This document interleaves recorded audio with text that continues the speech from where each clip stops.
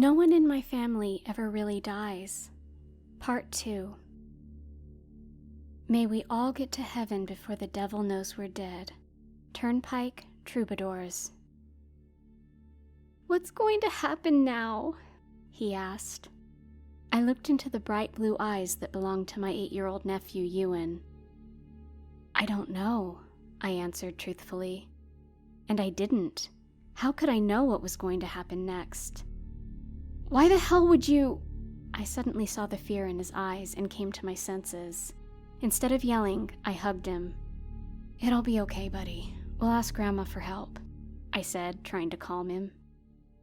"You won't let anything bad happen to me, will you, Stephen?" I forced a smile. "I won't let anything bad happen to you."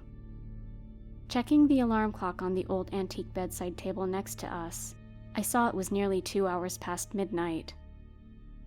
"Now come on, let's go wake her up," I said, patting him on the back.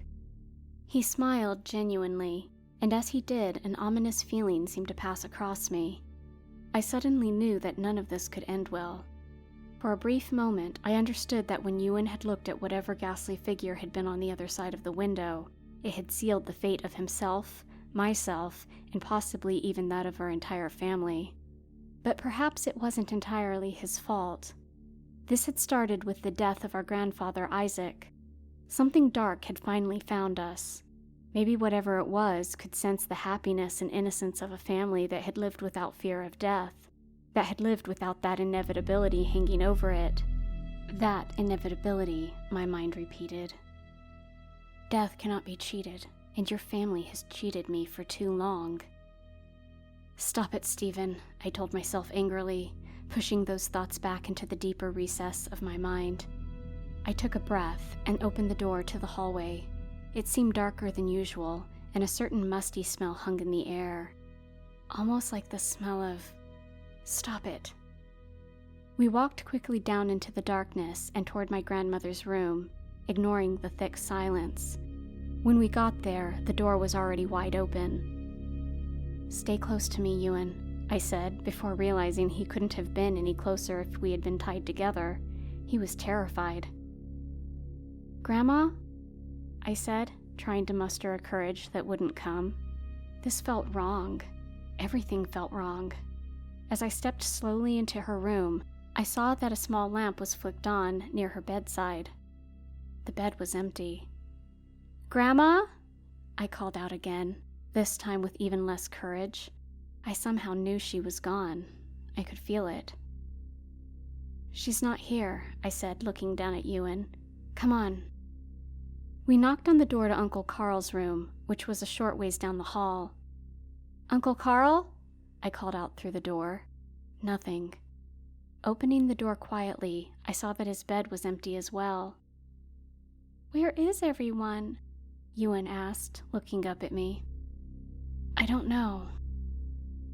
The noise that came next almost brought on a heart attack, even though I was only 18. I could feel my heart tense, and then my breathing stopped. A great howling, the same howling from earlier, boomed against the walls around us. But this time, it wasn't coming from outside, the thick brick walls of the house acting as a barrier between us. It was coming from inside the house. It was even louder the next time, and it held a power within it. With each howl, items in the house around us would shake and then fall weakly onto the floor below. First, a mirror shattered far too close to Ewan. Somehow he was unharmed. Then the old grandfather clock that stood at the end of the hallway began to shake violently before crumbling like an old statue. "We have to go," I whispered, holding my nephew's hand more tightly and rushing towards the back stairway on the second floor and away from the cries of the monster. At least I thought it was away. While the howling did fill up the entire house, it had seemed stronger at the front of it near the kitchen. We rushed down the stairway, trying to stay as silent as possible. When we reached the bottom, I headed for the door and felt Ewan's hand slip out of mine. No, it didn't slip. He pulled away. "Ewan, what are you doing?" Looking back, I saw it a moment later than he had. On the other side of the back room stood a dark figure. The room was unlit, but judging from the height of its eyes, it seemed to stand 9 feet tall or higher.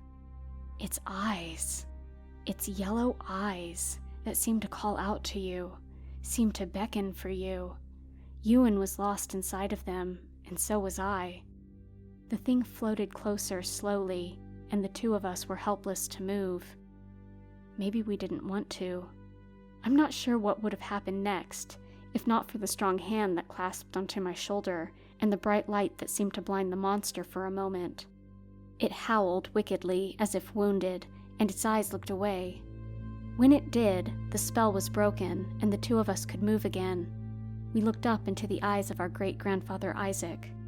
He was alive. "Boys, let's get the hell out of here," he yelled, pulling the two of us through the doorway and into the cold air of the night. The thing recovered and howled once more as it made its way towards us, but Isaac shut the door quickly and braced his back against it. His eyes were wide as he called out. "The vial!" he yelled, and suddenly I realized that there was a small container of liquid lying on the ground in front of him. The door seemed to crack and bend as the thing slammed into it again and again, desperate to reach us. "Get the vial!" he screamed out again, his eyes even more desperate. An unexpected feeling of understanding came over me, and I knew what to do. Picking up the vial, I opened it and dipped my index finger in. As it touched my skin, there was a cooling feeling that came over my entire body. Maybe it was courage, I thought, as a determined look passed across my face and I reached out for the door. I drew the symbol just as my grandmother had, and it glowed back brightly as if pleased. Then the slamming stopped and the howling started up again. It was even worse than before, I realized, watching as Isaac's back slid down the doorway and he sat on the ground. He hadn't been injured, but looked as if he had been in a brawl. His thick muscles seemed worn and tired, but he stood up anyway. I realized then what the light that had blinded the monster had been. The light on his old coal mining helmet had finally been good for something. "It's trapped in there," he said, "but it won't hold it for long." His hands reached out as he placed them firmly on our shoulders and stared down at us. "We have to go now."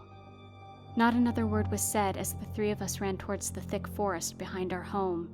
Each step we took away from the house seemed to enrage the thing further, and its screams followed us into the darkness.